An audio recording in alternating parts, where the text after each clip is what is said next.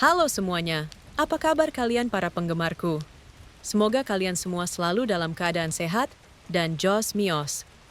Oke, tanpa berlama-lama, sebelum mendengarkan cerita romansaku, jangan lupa untuk support selalu channel ini dengan cara subscribe, like, komen, dan share ke teman-teman kalian.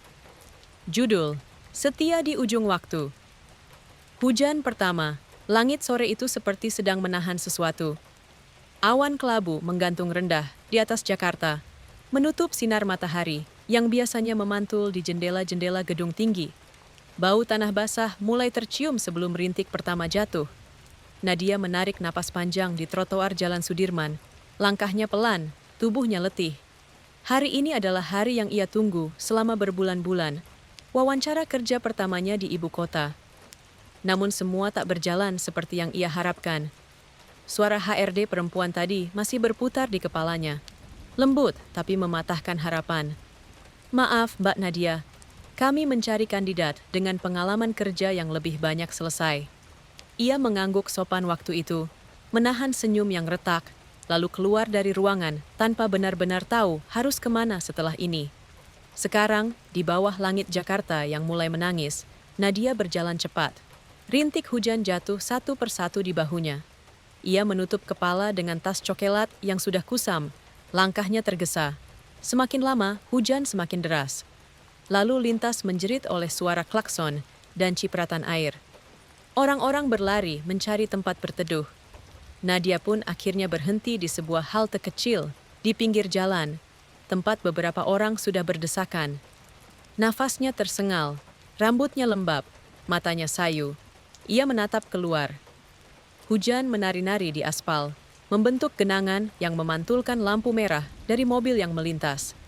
Semuanya terasa dingin, asing, dan tiba-tiba sepi. Masih deras ya? Suara seorang pria memecah lamunan. Nadia menoleh. Seorang pria berdiri di dekatnya, mengenakan jas hujan biru yang sedikit kebesaran. Wajahnya biasa saja, tapi senyumnya hangat, seperti sesuatu yang sudah lama tak ia temui. Di tangannya, ada 2 gelas kopi dalam plastik bening. Pria itu menyodorkan salah satunya. Untuk kamu, kopi hitam. Lumayan biar nggak terlalu dingin. Nadia menatapnya dengan bingung. Kita kenal? Pria itu tertawa kecil. Belum, tapi kan hujan kayak gini bikin semua orang butuh sesuatu yang hangat. Nada suaranya ringan, tapi jujur. Nadia sempat ragu beberapa detik, tapi aroma kopi yang kuat membuatnya luluh. Ia menerimanya. Makasih ya. Sama-sama, jawab pria itu. Aku Raka. Nadia. Nadia, ulangnya pelan, seolah mencicipi namanya seperti menyesap kopi hangat. Mereka sama-sama diam setelah itu. Suara hujan menutupi keheningan, tapi anehnya, tidak membuatnya canggung.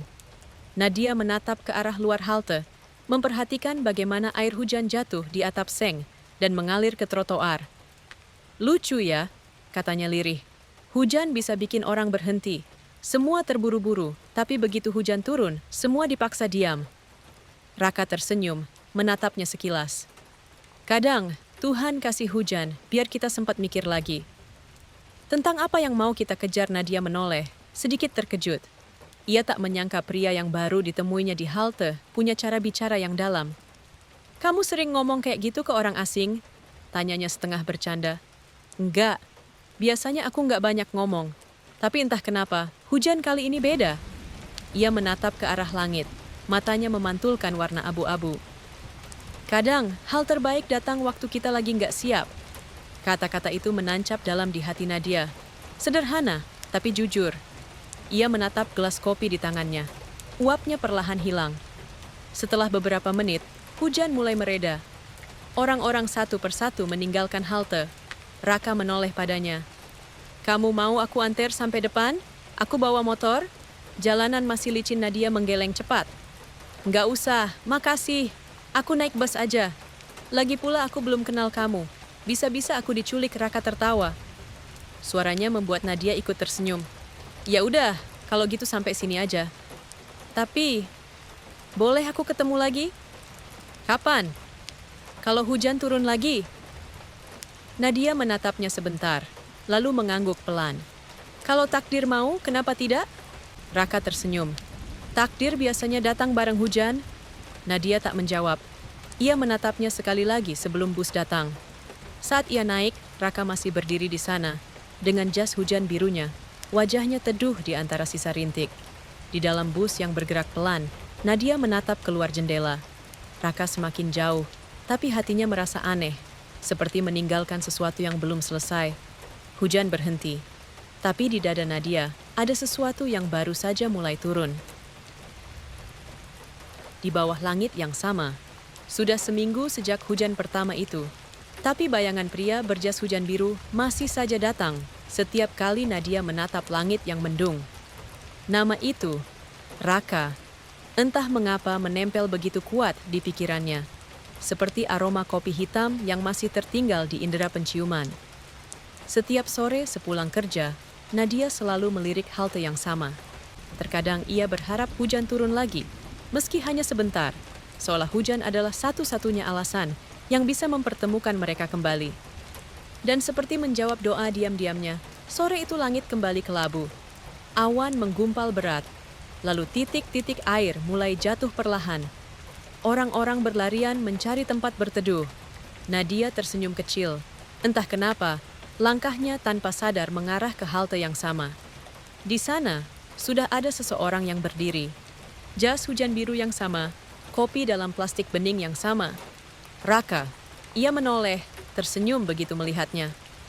Kamu datang. Nadia mendengus pelan. Aku nggak janji mau datang kan? Tapi hujan datang, jadi aku tahu kamu bakal muncul. Nadia tidak bisa menahan tawa kecil.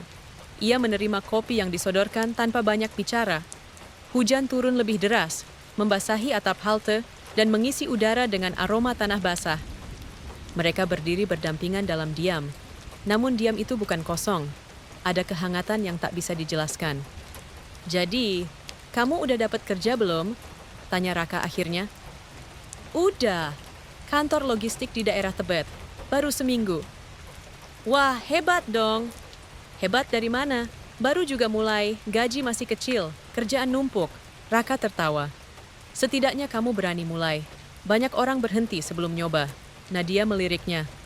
Kamu kerja di mana? Bengkel. Ngebantuin paman. Kadang ngerjain mobil. Kadang cuman ngelap oli. Kedengerannya capek. Capek. Tapi jujur, kalau udah malam, tangan hitam semua, tapi hati tenang. Gak ada yang ditipu. Ada sesuatu di nada suaranya yang membuat Nadia terdiam. Pria ini berbeda. Bukan seperti laki-laki di kantor yang bicara tentang mobil mewah dan apartemen. Ada kesederhanaan yang justru membuatnya tenang. Mereka mulai bertemu lebih sering setelah itu. Kadang di halte yang sama, kadang di kedai kopi kecil dekat Jalan Sudirman. Tanpa disadari, hujan menjadi semacam bahasa rahasia di antara mereka. Setiap kali turun, seolah langit sedang bersekongkol, mempertemukan dua hati yang sama-sama belum tahu apa yang mereka cari. Suatu sore, hujan turun tanpa deras. Raka datang lebih dulu, duduk di bangku panjang halte, memegang 2 gelas kopi seperti biasa. Nadia datang tergesa-gesa, rambutnya agak basah. Aku telat ya? Enggak, langit juga baru mulai. Mereka tertawa bersamaan. Hujan mulai turun deras. Nadia menatap keluar. Kadang aku iri sama hujan. Kenapa? Dia bebas. Turun dimanapun, nggak peduli dilihat orang atau enggak. Aku, tiap hari harus kelihatan kuat di kantor.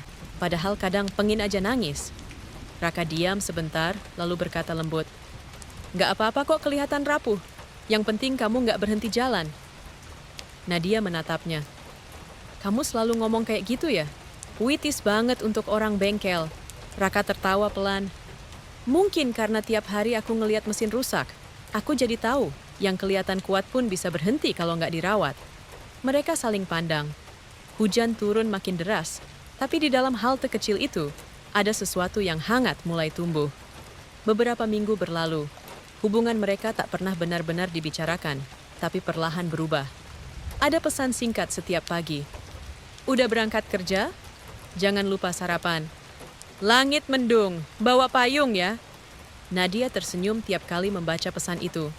Ia tak menyebut Raka siapapun, tapi setiap kali ponselnya bergetar, hatinya ikut bergetar juga. Suatu hari, Nadia iseng datang ke bengkel tempat Raka bekerja. Ia mengenakan kemeja putih dan rok panjang, tampak sangat kontras dengan suasana bengkel yang penuh oli. Raka terkejut begitu melihatnya.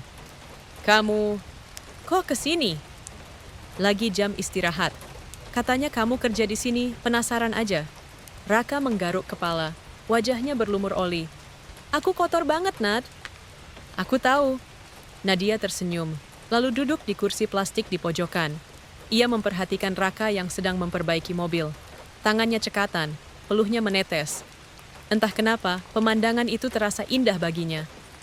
Bukan romantis, tapi nyata. Setelah selesai, Raka duduk di sebelahnya. "Kamu nggak jijik lihat tangan kayak gini?" "Nggak. Aku malah ngerasa kamu bener-bener kerja keras." Raka menatapnya, dan di antara kebisingan bengkel, ada keheningan kecil yang hanya mereka berdua dengar. "Kamu beda dari yang lain, Nad." "Beda gimana?" "Kamu nggak nanya aku kapan sukses. Kamu cuma nanya aku capek apa nggak?" Nadia menunduk, hatinya bergetar pelan. Ia tak tahu harus menjawab apa. Di luar, hujan mulai turun lagi, kali ini deras. Menutupi detak jantung yang tiba-tiba jadi terlalu keras. Sore itu, Raka mengantarnya pulang. Hujan belum juga reda, tapi mereka berdua menolak berpisah terlalu cepat. "Kamu tahu nggak?" kata Raka pelan di atas motornya. "Hujan tuh bisa jadi doa. Kadang Tuhan kirim hujan buat ngasih tahu kita, ada hal yang perlu kita temui." Nadia memeluk bahunya dari belakang, suaranya hampir tak terdengar di antara derasnya hujan. "Kalau gitu, mungkin aku salah satu hal yang perlu kamu temui." Raka tersenyum, tapi tak menjawab. Hanya genggaman tangannya di stang motor yang menguat, seolah tak ingin kehilangan arah. Malam itu, ketika Nadia sampai di rumah kontrakannya, ia duduk lama di tepi jendela. Hujan masih turun, dan untuk pertama kalinya dalam waktu lama, ia tak merasa sendirian lagi di kota yang begitu besar. Di bawah langit yang sama, entah di mana, Raka mungkin sedang menatap hujan yang sama. Dan di antara derasnya air, doa mereka saling bertemu tanpa suara.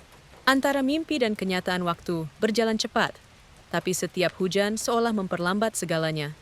Bagi Nadia, hujan kini tak lagi hanya tentang langit yang menangis, melainkan tentang seseorang yang datang bersamanya. Raka. Sudah 3 bulan sejak pertemuan pertama mereka di halte itu. Kini, tanpa perlu menunggu hujan, keduanya sudah punya kebiasaan kecil. Makan malam di warung tenda dekat rel kereta setiap Jumat malam. Tempatnya sederhana, meja plastik, bangku panjang, suara kereta sesekali melintas. Tapi di sanalah, di bawah lampu temaram dan aroma mie rebus, cinta mereka tumbuh perlahan. "Aku punya mimpi, Nad." Raka menatap ke arah rel yang basah sisa hujan. Di tangannya ada segelas kopi hitam, uapnya mengepul di udara dingin malam. "Aku pengen buka bengkel sendiri. Kecil aja, tapi cukup buat hidup jujur." Nadia tersenyum. "Kedengerannya keren. Kamu udah mulai nabung?" "Dikit-dikit, tapi butuh waktu lama. Paling enggak 2 tahun lagi kalau lancar. Aku bisa bantu kalau kamu mau." Raka menoleh cepat, matanya sedikit melebar. "Bantu? Maksudmu uang?" "Iya. Aku kan kerja juga. Aku nggak banyak, tapi..." "Nad," potong Raka lembut. "Aku mau berdiri di samping kamu, bukan di belakang kamu. Kalau aku gagal sendiri, aku bisa belajar. Tapi kalau aku dibantuin dari awal, aku takut kehilangan arah." Nadia terdiam. Ia menatap wajah Raka, penuh kesungguhan, tapi juga kelelahan. Ada sesuatu dalam cara Raka memegang mimpinya yang membuatnya kagum dan sekaligus takut. Kagum karena keteguhan itu. Takut karena dunia jarang adil pada orang seperti Raka. "Aku ngerti," katanya pelan. "Tapi janji satu hal." "Apa?" "Kalau kamu mulai goyah, izinkan aku jadi tempat kamu bersandar. Aku nggak mau kamu ngerasa sendirian." Raka menatapnya lama, lalu mengangguk pelan. "Kamu ngomongnya kayak doa, Nad." Mungkin emang doa. Malam itu, mereka pulang dengan perasaan yang hangat. Tapi hidup tak selalu memelihara kehangatan yang sama. Beberapa minggu kemudian, badai kecil mulai datang. Bukan dari langit, melainkan dari kenyataan. Nadia mulai sering pulang malam. Proyek di kantornya sedang gila-gilaan, deadline menumpuk. Sementara Raka sibuk di bengkel, pulang dengan tangan kotor dan mata merah. Pesan singkat mereka mulai jarang. Kadang Raka menunggu sampai tengah malam hanya untuk membaca. Maaf ya, udah capek banget. Nanti aku kabarin. Dan balasan dari Nadia baru datang pagi harinya. Pagi Rak, semangat kerja ya. Hubungan mereka masih hangat, tapi perlahan seperti kehilangan warna. Suatu malam, Raka datang ke kantor Nadia tanpa kabar. Ia membawa makanan kesukaannya, nasi goreng kampung dari warung langganan. Ia berdiri di depan gedung, menunggu di bawah lampu jalan. Setelah 1 jam, baru terlihat sosok Nadia keluar, bersama seorang pria berjas abu-abu, tampak menertawakan sesuatu dengan lepas. Raka terpaku. Pria itu tampak rapi, berkelas. Cara Nadia tersenyum padanya bukan seperti biasanya, tapi cukup untuk membuat dada Raka terasa sesak. Nadia baru menyadari keberadaannya beberapa detik kemudian. Raka, aku bawain makan malam, katanya pelan. Takut kamu belum sempat makan. Wajah Nadia seketika berubah canggung. Oh, makasih. Maaf ya, ini tadi bareng Mas Rio, atasan aku. Atasan? Iya, kita tadi meeting di luar, sekalian makan. Oh. Raka tersenyum tipis. Aku kira. Ia tak melanjutkan. Rio menatap Raka sekilas, lalu mengulurkan tangan. Raka ya, saya sering dengar Nadia nyebut nama kamu Raka menyalaminya. Mencoba tersenyum sopan, tapi genggamannya terasa dingin. Setelah pria itu pergi, hanya hujan kecil yang menemani keheningan mereka. Kamu nggak perlu cemburu, kata Nadia akhirnya. Suaranya lembut tapi tegas. Aku nggak cemburu, jawab Raka cepat, tapi nadanya goyah. Aku cuma takut. Takut aku nggak cukup buat kamu. Nadia menatapnya. Air hujan menetes di wajahnya. Raka, kamu itu bukan soal cukup atau enggak. Aku milih kamu bukan karena kamu punya apa, tapi karena kamu siapa. Raka mengangguk, tapi hatinya tidak tenang. Hujan yang biasanya menenangkan kini terasa dingin dan menyakitkan. Malam itu, Raka pulang dengan kepala penuh pikiran. Ia duduk di depan bengkel yang sudah tutup, menatap jalanan yang basah. Ia tahu cinta bukan cuma soal perasaan, tapi tentang keberanian untuk tetap percaya. Bahkan saat kenyataan mulai mengguncang. Namun entah kenapa, di dada Raka muncul ketakutan baru. Bahwa cinta yang lahir di bawah hujan bisa juga hilang di bawah langit yang sama. Sementara di kamar kecilnya, Nadia menatap layar ponsel lama. Pesan dari Raka belum ia balas. Bukan karena tak mau, tapi karena ia takut kata-kata salah sedikit saja bisa memperbesar jarak di antara mereka. Ia menatap jendela. Hujan kembali turun pelan, dan kali ini tak ada halte, tak ada kopi hangat, tak ada jas hujan biru. Hanya sepi dan doa yang menggantung di udara malam. Tuhan, tolong jaga dia, bahkan kalau aku nggak di sampingnya. Langit yang retak. Sudah hampir 2 bulan sejak malam itu. Malam ketika Raka melihat Nadia berjalan bersama Rio. Mereka masih berhubungan, masih saling bertanya kabar, masih saling mengucapkan selamat pagi, tapi sesuatu sudah berubah. Tidak besar, tapi nyata. Seperti kaca yang retak di pinggirnya. Tak langsung pecah, namun pelan-pelan merambat hingga tengah. Raka semakin sibuk di bengkel. Paman yang biasanya membantunya jatuh sakit, membuat semua tanggung jawab jatuh di pundaknya. Ia bekerja dari pagi sampai tengah malam, jarang pulang ke kontrakannya yang sempit. Sementara Nadia, kariernya mulai naik. Ia baru saja dipromosikan menjadi Assistant Project Manager, sesuatu yang dulu hanya ia impikan. Tapi di balik kebanggaan itu, ada rasa bersalah yang terus menggelayut. Setiap kali ia tersenyum di kantor, hatinya menyesal karena tahu Raka semakin jarang ia temui. Mereka kini hidup di 2 dunia yang berjalan di arah berlawanan. Satu dipenuhi oli dan debu, satu di bawah cahaya neon dan layar presentasi. Namun keduanya masih saling menatap langit yang sama, berharap hujan datang membawa mereka kembali. Suatu sore, langit benar-benar mendung. Raka baru saja menutup bengkel ketika ponselnya bergetar. Nama yang muncul membuat jantungnya berdebar. Nadia calling. Halo?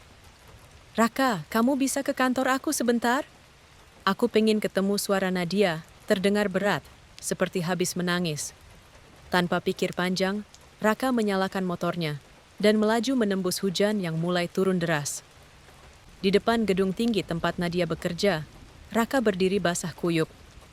Nadia muncul di bawah payung, mengenakan blazer abu-abu dan wajah yang tampak lebih lelah dari biasanya. "Kamu kenapa, Nad?" "Aku nggak tahu harus cerita ke siapa lagi." Mereka berjalan ke taman kecil di sebelah gedung, berteduh di bawah kanopi. Hujan turun deras, tapi suara tangis Nadia lebih pelan. Justru itu yang membuat Raka hancur mendengarnya. "Rio!" katanya dengan suara serak. "Dia tadi ngelakuin hal yang nggak pantas. Nyoba deketin aku marah, aku tampar dia. Tapi..." Raka mengepalkan tangan, rahangnya menegang. "Aku kesana?" "Raka, jangan!" seru Nadia cepat. "Aku udah lapor HRD. Aku cuma butuh kamu sekarang." Raka terdiam. Ia menarik napas panjang, menatap wajah Nadia yang memucat, lalu menariknya ke dalam pelukan. Hujan turun semakin deras, membasahi mereka berdua, tapi tak ada yang bergeming.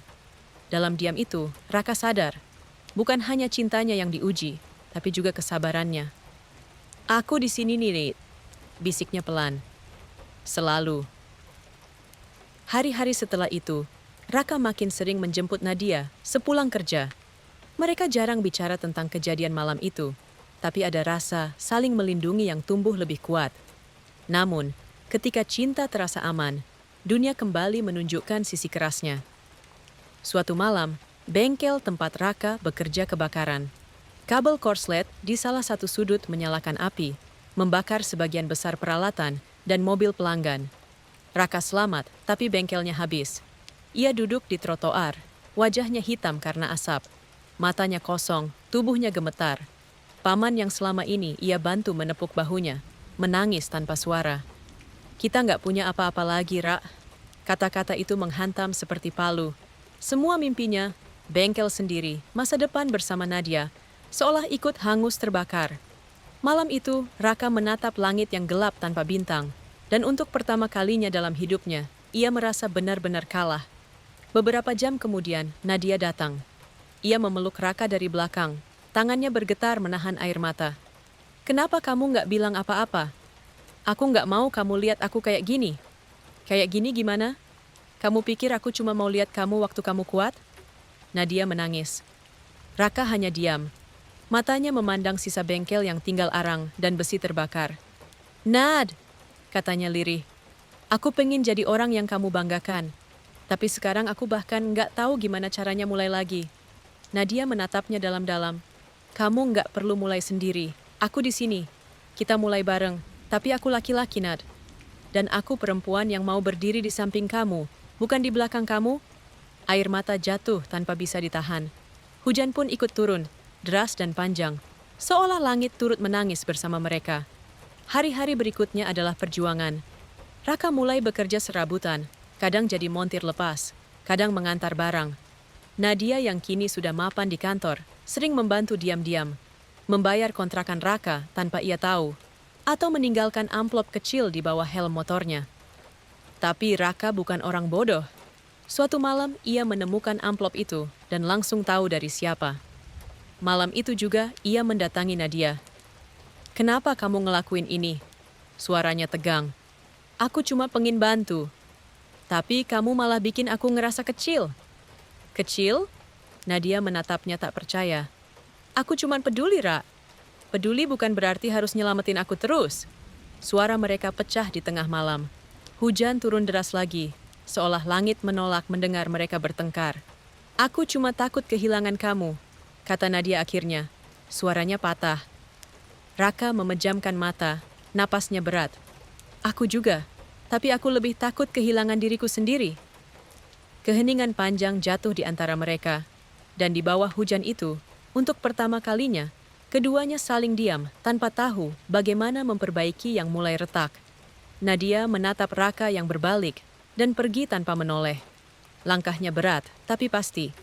Sementara hujan terus turun, membasahi pipinya. Entah mana yang air mata, mana yang air langit. Malam itu, dua doa yang berbeda naik ke langit yang sama. Satu meminta kekuatan untuk tetap bertahan. Yang lain memohon agar hati yang retak masih bisa disatukan kembali. Dan Tuhan Entah dengan belas kasihan atau ujian, memilih untuk mendiamkan keduanya sementara waktu.